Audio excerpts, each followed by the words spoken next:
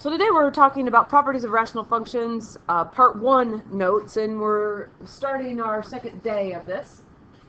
And we want to, for starters on these types of problems, figure out what our domain is. And when we're finding the domain, we need to look at the denominator, at the bottom of the fraction, to help us determine our domain. So we're going to take x squared plus 4, and we're going to set it not equal to 0. And when we solve this equation, or this inequality here, we're going to subtract 4 from both sides. We get x squared doesn't equal negative 4. And we can take the square root of both sides. When we take the square root of both sides, what we end up with is we end up with x doesn't equal plus or minus. Well, what's the square root of a negative? It's an I. This is x doesn't equal plus or minus 2i. Well, the thing about domain is we have to deal with real numbers. And I means an imaginary number. So it's not real. So in this particular case, what this means is that there's no gap in our graph. And therefore our domain doesn't have any restrictions. It's going to be all reals, which is also referred to as negative infinity to infinity. Now, consequently, because we don't have a gap in there, we also don't have a vertical asymptote.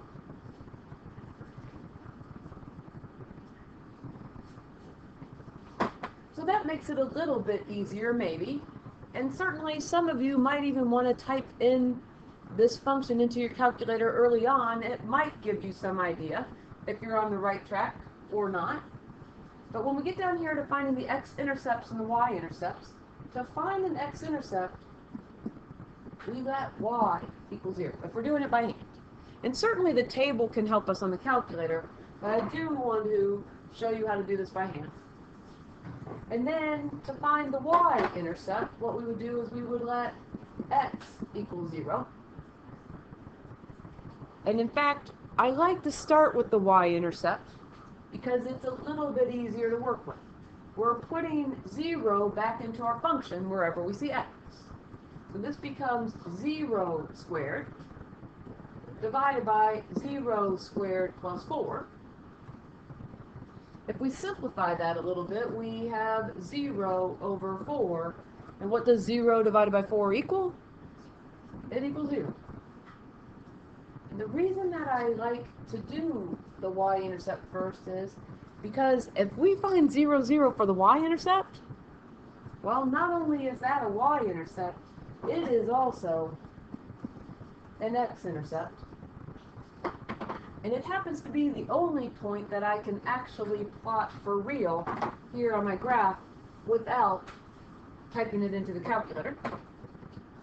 I do have a couple of them at least typed into the calculator, I think. And I'll turn this one on. And then I'll turn this one off. And turn this one off. And all that you need to do to turn the graph off is to put the cursor on equals and hit enter. And it's kind of a fun graph. Like that. So nice to have the graphing calculator to give us at least something that we can have a reasonably accurate picture with. Let's take a look at another one. And we've got h of x equals x squared minus 4 in the numerator, and we've got x squared plus 3x minus 10. And I don't know about you, but the first thing that I notice on this problem is that we're able to factor the numerator, the top of the fraction, and the denominator, the bottom of the fraction.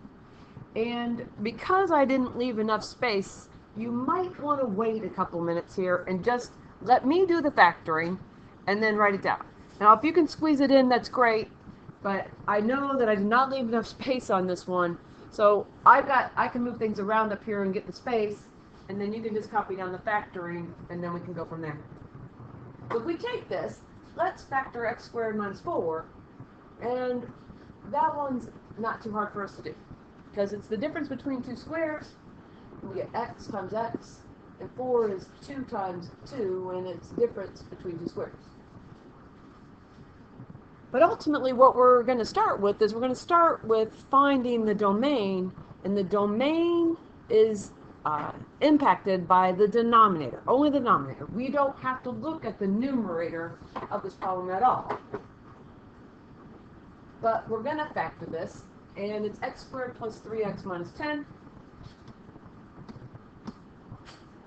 X squared plus 3x minus 10. And 1 times 10 is 10. We're going to have to split the middle, and the factors of 10 are 1 and 10 and 2 and 5. And will either of these combine to be 3 when we factor? And if we do negative 2 plus 5, we'll get 3. So it's x squared minus 2x plus 5x minus 10. And here's a group, and here's a group.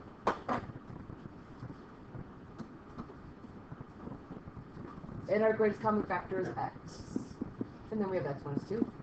Greatest common factor is 5, and we get x minus 2. So when we factor our denominator here, again, which is ultimately going to help us determine our domain,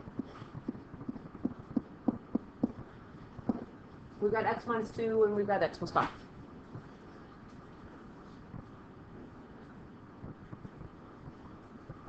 X minus 2,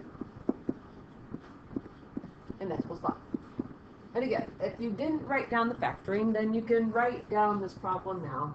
Our h of x equals. And maybe just put a note off to the side that we didn't have space to factor. So that you know where it came from. But what we need to know now is, what's the domain? And we've got space to write our domain now, since we didn't use up too much space. We can take our denominator, x minus 2, and set it not equal to 0. X plus 5, and set it not equal to 0. And then we can add 2 to both sides. And we get x doesn't equal 2. And we can subtract 5 from both sides. And we get x doesn't equal negative 5. There's our domain. Doesn't equal 2. And x doesn't equal negative 5. But what I forgot to scan in is at the bottom of the problem it says, does something seem strange here? Well, the domain is good.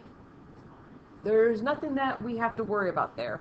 But as you take a look at this problem in factored form, do you notice anything? Like maybe we've got an x minus 2 on top, and we've got an x minus 2 on bottom. And they actually cancel out. Now, before you cancel, get the domain, because no matter what's in the denominator, the bottom of the fraction, that's what's determining our domain. But the fact that we can cancel out x minus 2 from the top and the bottom means that we only have one vertical asymptote, and it's coming from the value that's left. The x plus 5 is still left in our denominator after we cancel. So our vertical asymptote in this one is x equals negative 5. Now before we get going too much farther in this one, and I know this is the first one we've seen, and we're going to spend some more time on this in a couple minutes, but let's look at the picture of it just to see. And like I said, maybe for some of you, you might want to just type it in the calculator at the beginning, and then it shows up right away. But if we go to our next graph here, and look at the picture, we can see that off to the left there, it looks like at 1, 2, 3, 4, negative 5, we can have a vertical asymptote in there. From our graph, we can see that right away. So then the remaining parts of this problem are what's the x-intercept and what's the y-intercept? Well, I've told you here that the y-intercept is a little bit easier to do. And the y-intercept, we let x equals 0. So we put that back into our function. So we have 0 squared minus 4 divided by 0 squared plus 3 times 0 minus 10. Well, that gives us negative 4 over negative 10. Negative divided by negative is a positive. And 4/10 really simplifies to be 2/5.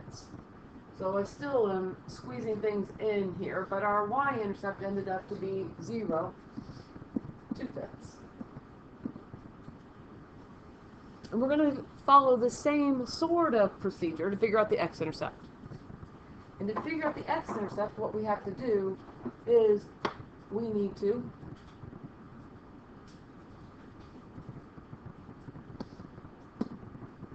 let y equal 0. And I want to show my work a little bit more on this one. So if we let y equal 0, remember that y equals 0, h of x is y. So this is going to be 0 equals our x squared minus 4 divided by x squared plus 3x minus 10. And we can cross multiply on this. And we get 0 times x squared plus 3x minus 10 equals 1 times x squared minus 4.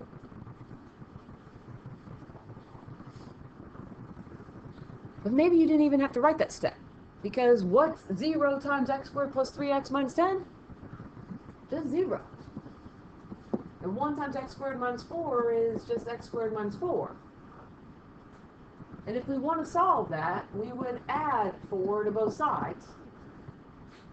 We get 4 equals x squared. And then we're going to take the square root of both sides.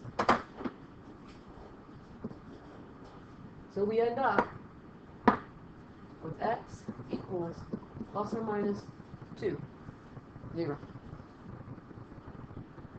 So when we go back up here, and if you're writing in pen, don't write it down. This is 2, 0, and it's negative 2, 0.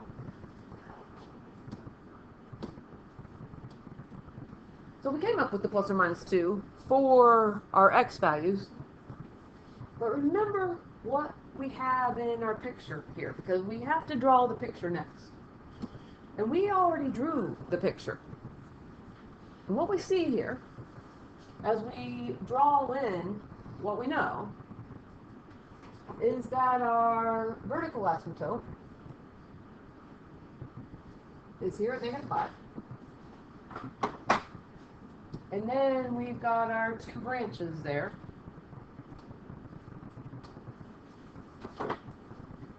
That are something like here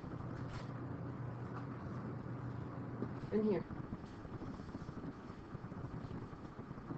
But once again, what it says at the bottom of your paper is it says, does something seem strange here?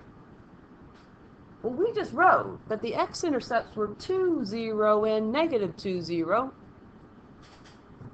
Is it really both of those? We've got our negative 2, 0, and I'm a little bit off here with my 2/5. But do we have a x-intercept at 2, 0? We don't. We don't on the picture that I drew. If you look back at the calculator, it still doesn't show that. And in fact, if we go to the table, look what it says at 2. It says air. And ultimately what really happens, and what we're going to work on really for the remainder of our time here, is that it ends up that there is a gap somewhere over here, wherever we graph that there. 2, 0 is not an x-intercept. Can you make a hypothesis as to why? Well, I'm guessing it's because we canceled out the x minus 2's. And I'm not really guessing, but that might make sense to you. So if you were writing in pen and you didn't write down the x-intercept, make sure to fill in the negative 2, 0. And then let's flip our paper over and figure out how we're going to figure out that open circle on a graph.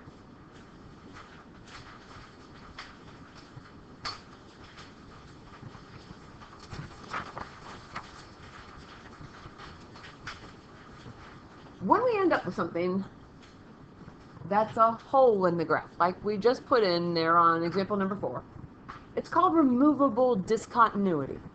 And I abbreviate that RD. And all that it is it's just a hole in the graph. And what happens is a discontinuity can be repaired by filling in a single point. Or in other words, a removable discontinuity is a point at which a graph is not connected, because the open circle is a gap, so it's not connected, but it can be made connected if we fill in that point. So it sounds good when I put it on paper, but it doesn't read well when somebody's up in front of the class reading it. I think it will show up a little bit better here with an example. So here's our function. X squared minus 4 divided by x minus 2. Same thing's going to happen here on this problem, and luckily enough, it's even the same part of the problem that we did on the last one, which is x squared minus 4, we get back to that. It's x minus 2 times x plus 2. Difference between two squares. And it's all divided by x minus 2. And all that we're looking at in this problem in particular is the removable discontinuity. So we're not dealing with the domain. But what happens in this problem is that we have an x minus 2 in the numerator, we have an x minus 2 in the denominator, and we can cancel those out. And what's remaining in this problem is this value of x plus 2.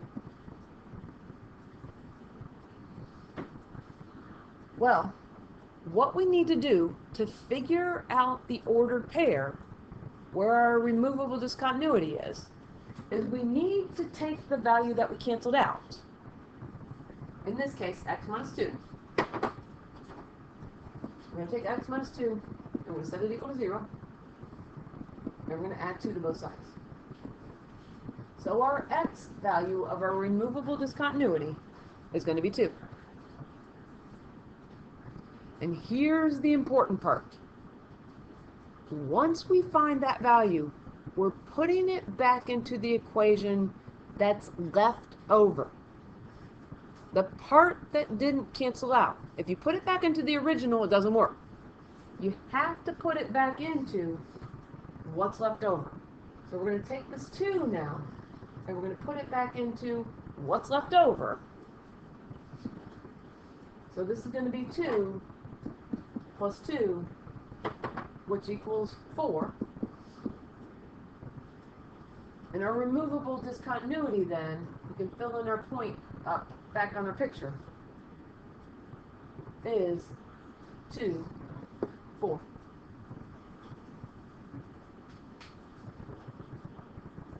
Now that's the first one that we've really seen where we're finding it, so I don't expect you to understand it right away. I hope with our remaining 3 examples that we can understand it.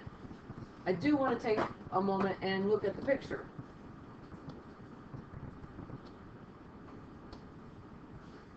Which is here. There's the picture. Same picture that we have on your paper. The thing to note is when you go to the table, second in graph gets up to the table function, we have that error at 2. So that's a hint. There's a gap. So the question is it an asymptote or is it a removable discontinuity? So something that can maybe help you with using your calculator. And this one ended up to be the removable discontinuity because of the fact that the 2's canceled out. And again, we use what's left over to help determine what that point is, 2, 4. Again, it's the first one. You probably aren't going to understand it on the first one. Hopefully by the time we get our third one done, we'll understand it. And maybe if we put it all together here. So for problem 6 and 7, we need to determine the domain, the vertical asymptotes, the coordinate of the removable discontinuity, and the x and y intercepts. So I just now am seeing that I didn't put y-intercept blank on here, but we'll get it here. The nice part on this problem number 6 is that it's already in factor form for us. But the first thing that we're going to find is we're going to find the domain.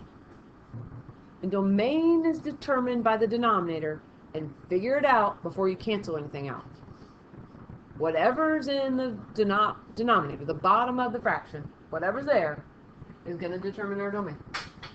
So in this particular case, we're going to take x plus 2 and set it not equal to 0, and x plus 5 not equal to 0. And we can subtract 2 from both sides. So we get x doesn't equal negative 2.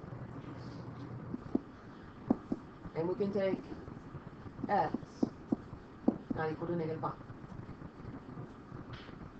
So there's our domain.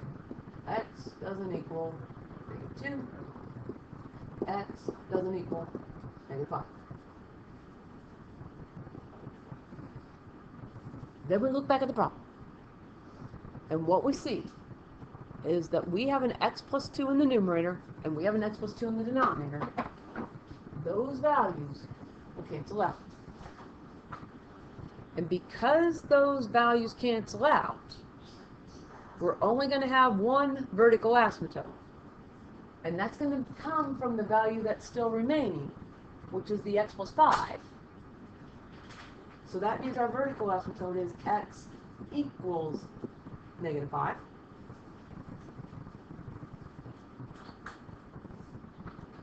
And the part that canceled out is going to help us determine what our removable discontinuity is. Well, the part that canceled out was the x plus 2. And when the x plus 2 canceled out, we came up with the value of negative 2. That's going to be our x value in our removable discontinuity. And what we need to do is we need to now take that value of negative 2 and put it back into the equation that's left over. And what's left over is g of x equals x minus 7 divided by x plus 5. We canceled out the x plus 2's. So we're going to take that negative 2. We're going to put it back in here for x. So negative 2 minus 7 and negative 2 plus 5. And we get negative 2 minus 7 is negative 9. Negative 2 plus 5 is 3. And negative 9 divided by 3 is negative 3. There's our removable discontinuity. We will have a hole at that point. If you look at this equation on your calculator and you go to the table feature, you will see an error at that point. To find the x-intercept, what we're going to do is we need to let y equal 0.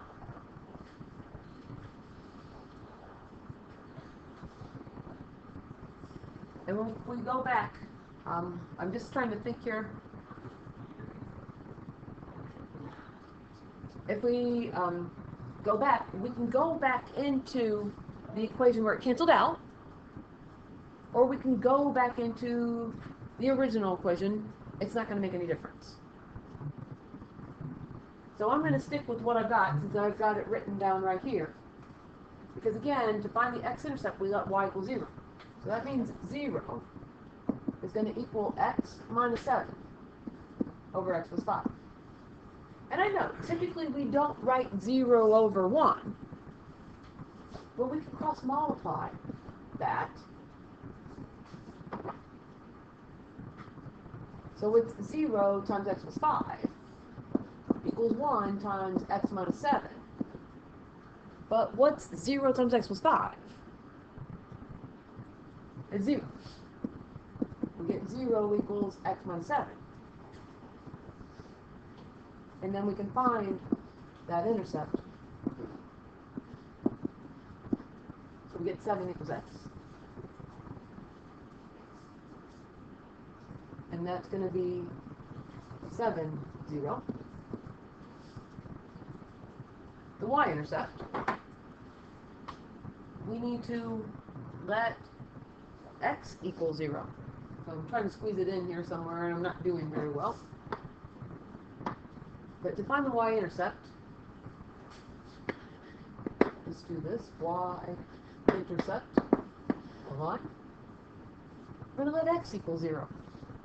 And we can, again, put it back into the function after the stuff, for lack of better words, is canceled out.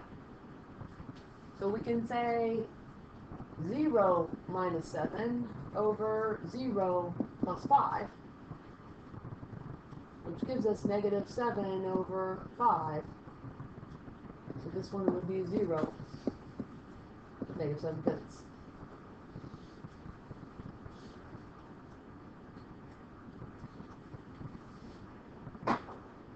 Hopefully a little bit better understanding. Again, removable discontinuity, that's not something that you necessarily are going to understand on the first or second example. Hopefully now on this third example, you'll start to understand it a little bit better. And I am going to skip a couple of steps just for time here. But we're going to have to find the domain, and that's going to require us to factor the denominator. And we also are going to have to factor the numerator. And I'm going to go ahead and factor without showing you any of the work. So again, make a note off to the side, since you're not going to have work to go with it, that we're factoring these. And what we end up with when we factor this is we get k of x equals x plus 6 times x plus 4. And in our denominator, we get x plus 6 times x minus 5. That required some factoring. In our first part, once we have this function factored, don't cancel anything, because what's in the denominator determines the domain. Denominator starts with d, domain starts with d. So we've got x plus 6 doesn't equal 0. X minus 5 doesn't equal 0. And we can subtract 6 from both sides. We get x doesn't equal negative 6. And we can add 5 to both sides. We get x doesn't equal 5. There's our domain.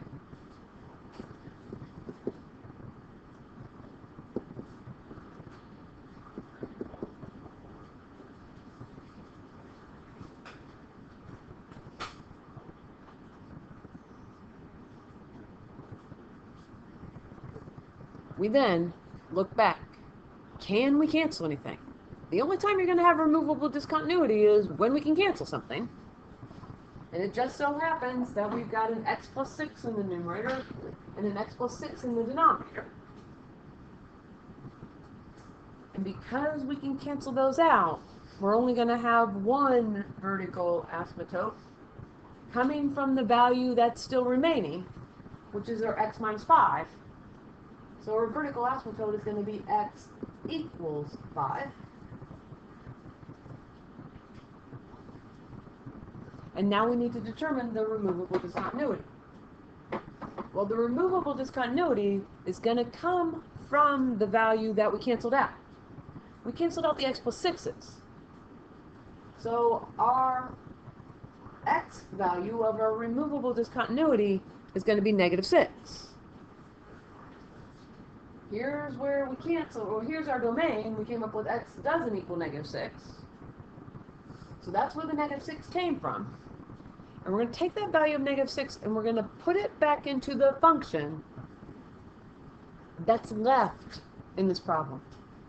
So we're left with the k of x equals x plus 4 divided by x minus 5. And we're going to put that value, again, of -6 back in for the x. -6 plus 4 over -6 minus 5. And -6 plus 4 is -2.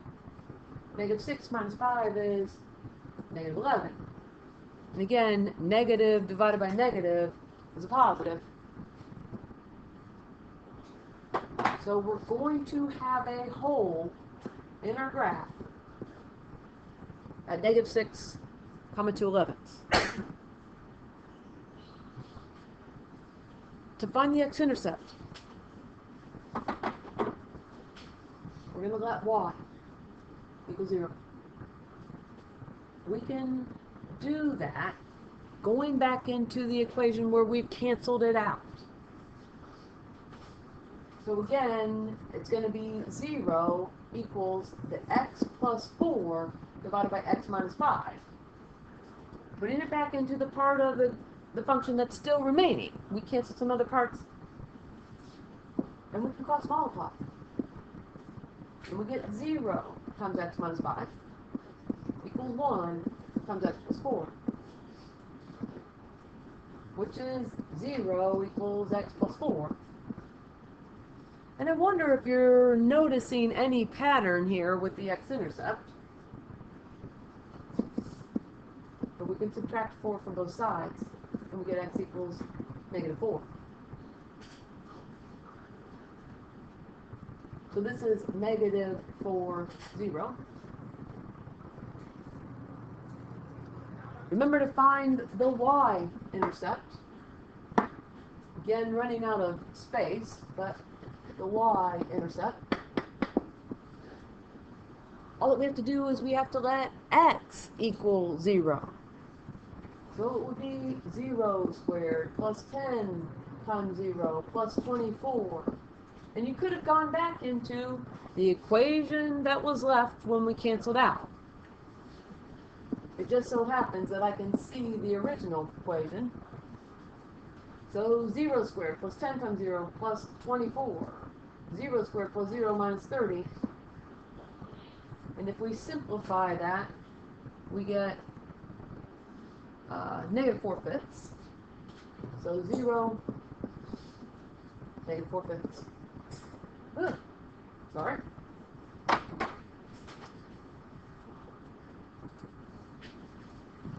Get my other side of the parentheses there. It's going to be in the wrong color.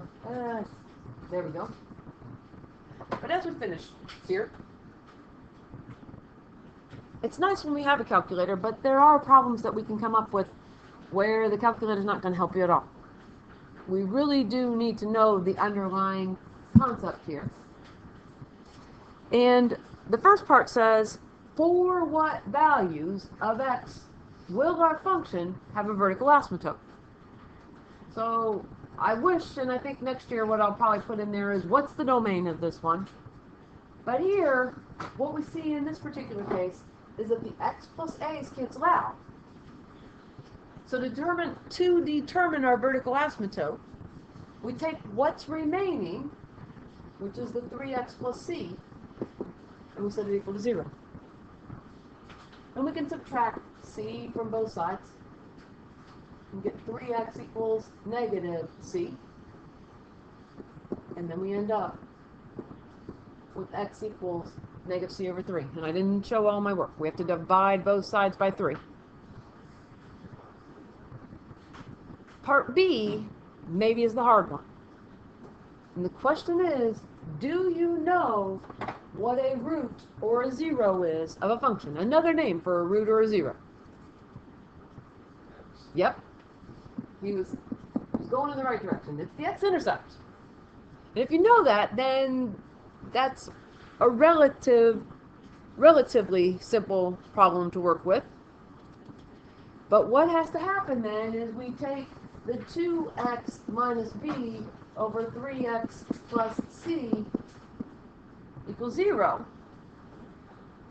And we solve it. We cross multiply. We get 3x plus c times 0 equals 2x minus b times 1. And ultimately, what happens is we get 0 equals 2x minus b. Add the b to both sides. We get b equals 2x. Then divide both sides by 2. So x equals b over 2.